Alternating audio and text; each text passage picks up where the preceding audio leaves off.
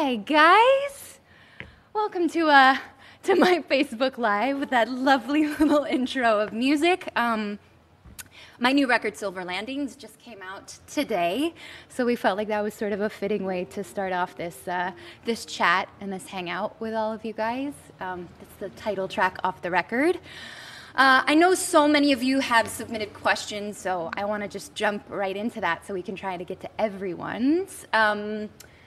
To start it off, Larry Robbins. Hello, Larry. What's going on, man? He wants to know who's in your band for the tour. So we're actually going on tour. This guy, Taylor Goldsmith, who happens to be my husband. Taylor and his entire band, Dawes, if you don't know them, check them out.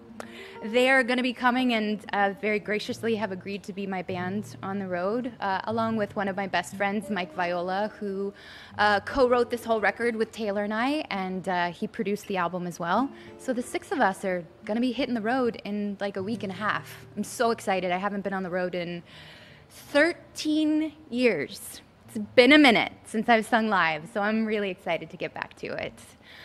Lisa Ford wants to know, what would you say to your 15-year-old self? Ugh, I don't know if we have enough time, Lisa. I would say be patient, recognize the natural ebb and flow of life and a career, and not to get discouraged on the moments that feel particularly discouraging. There's a lesson in everything. Just try to be present and absorb it all and recognize that like it will be fruitful to use in the future, even if you don't expect that. Michael Bryant wants to know, one of my favorite tracks so far on the album, I'd Rather Lose, seems to be very influenced by the writing styles of Lindsey Buckingham and Christine McVie from Fleetwood Mac. Is that just coincidental, or did you draw inspiration from the band for that track? I think Fleetwood Mac was never far from our minds when we were making this record, right? Yeah, I mean, my big mandate for making this album was to record live to tape with the band. So Taylor and Mike and I would hop into the studio and we would play sort of the bare bones acoustic tracks of what the song was for the band and kind of together figure out what the arrangements were. And then we would jump into the studio. I'd go into my little ISO booth and we'd play the song a couple times. We'd run into the control room, listen back to takes, feel like, I guess, agree as an entire band, as an entity, whether or not we wanted to move on. But that song in particular was funny because I think we did at least one other version of it that was very rockin', right? Yeah. And it was so much fun. But in listening back to it a couple weeks later, we all kind of decided that wasn't the right vibe for the song. And when we went in to re-record it, we definitely had Fleetwood Mac in mind. Like, how would Fleetwood Mac in 2019 play this song? And there you go. Anna Beatrice, Pereira, I'm so sorry for my horrible mispronunciation of your name. How did you pick the name for the album, and what exactly does it mean? Love you and can't wait to listen to it. Thank you so much. Silver Landings to me was just this grounded idea of a silver lining actualized or earthbound. Not to get too woo-woo about it, but I'm a big believer in things happening for a reason, and this record and the life experience that it took to write it, and the sort of eradicating the fear and self-doubt and all of the work I sort of had to do personally in order to find my way back to music, all of that feels like a silver landing. So that's kind of where the record title came from. Julie Marshall, rather. Sorry, Julie. If you could choose someone to play you in a film of your life, who would it be and why? Who do you think? I mean, you still got the goods. I still got the goods for a couple more years. I could play myself. They could age me up and age me down. I'm used to that in real life, right? True. For work. That's true. It'd be hard to find someone else to fill those shoes. Could you think of anyone off the top of your head? If I give you the wrong answer, it'd be a problem. No, tell me. I'm more curious now for what your answer would be. No, I don't know. I mean, it's true that you kind of. It's tough to say that about an actress. Yeah. You know, it's like when it's what you do for a living. Totally. Why couldn't I have the part, Julie? I'm down. Give her a shot. Give me a shot. Put me in, coach. Andrea Althouse wants to know, you're having such great success in TV right now. How good does it feel to go back to your musical roots?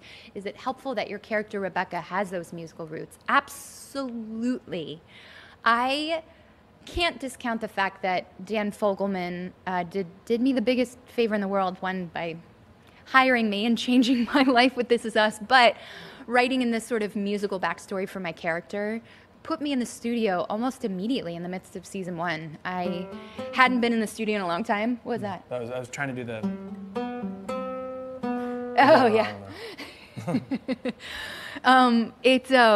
It put me back into the studio and kind of like opened me back up to the idea of music.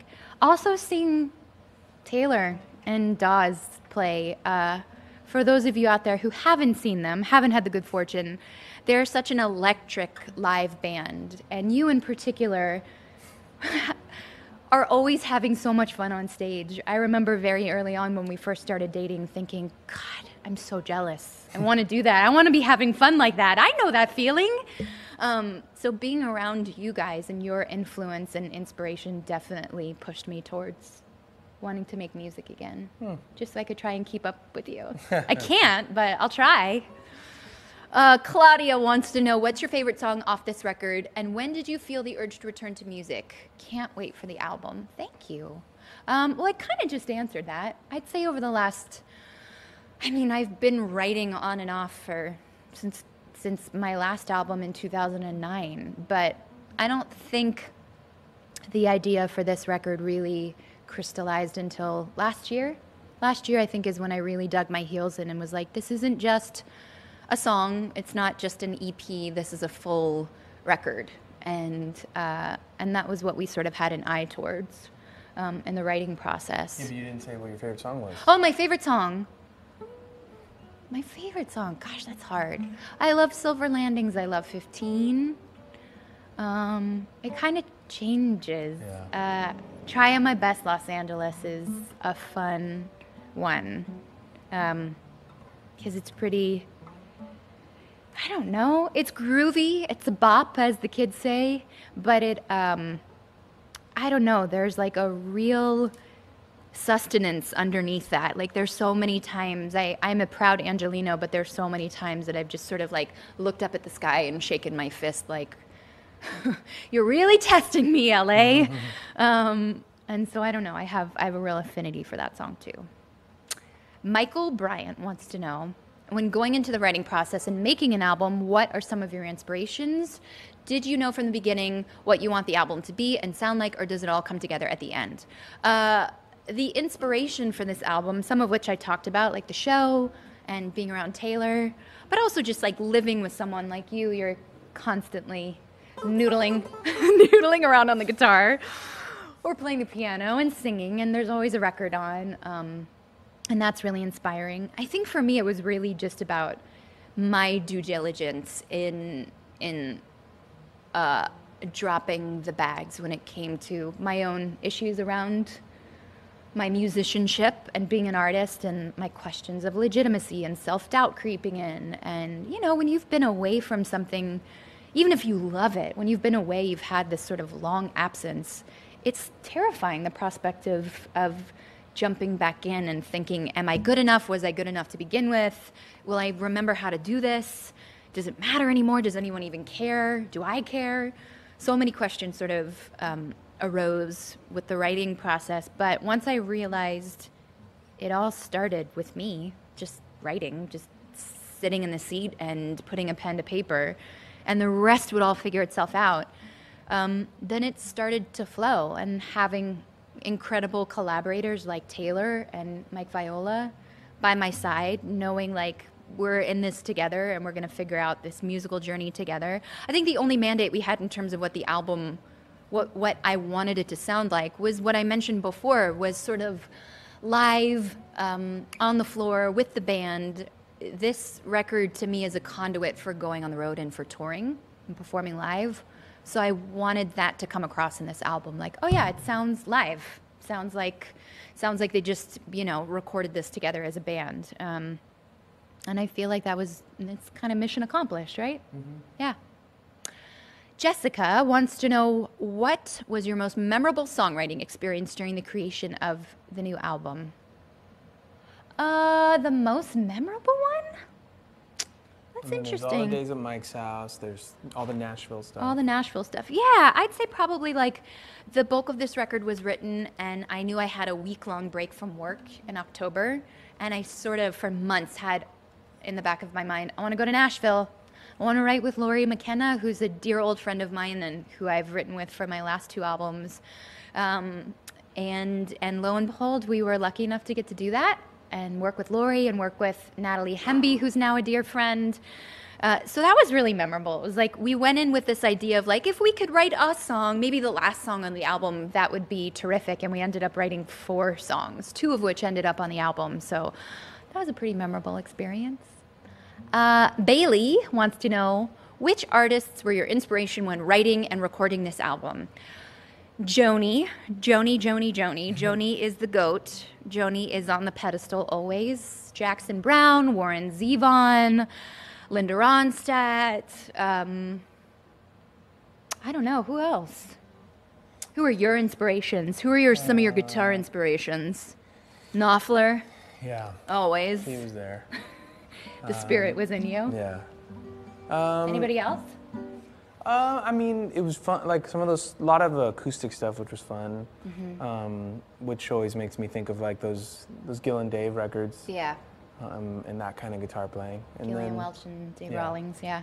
And then, yeah, I mean, like I'd Rather Lose, like definitely some Knopfler vibes. But then Yeah. also the baritone stuff. There was some, I don't know, some new stuff from that. There was a little bit of Jerry on some stuff. Oh, But bring in some Jerry in. yeah. Penny wants to know, out of your earlier songs, which most would you like to do a reimagined version of? Well, on this tour, we're definitely doing Candy, which is fun because you guys are incredible musicians, and honestly, any song sounds good with you guys playing it. I'm curious to hear how I Want to Be With You, or maybe Only Hope would sound. We played some songs off of Wild Hope in the last rehearsal, and that sounded really good, and sounded like slightly reimagined, like our own grooves, our own take on things, which Full is... band versions of stuff that Yeah, people have bands. exactly, full band versions of some songs off that record. So, I don't know, stay tuned. You decide. What's your favorite track on each of your studio albums? yeah. Only one. Oh, Ryan. Good question.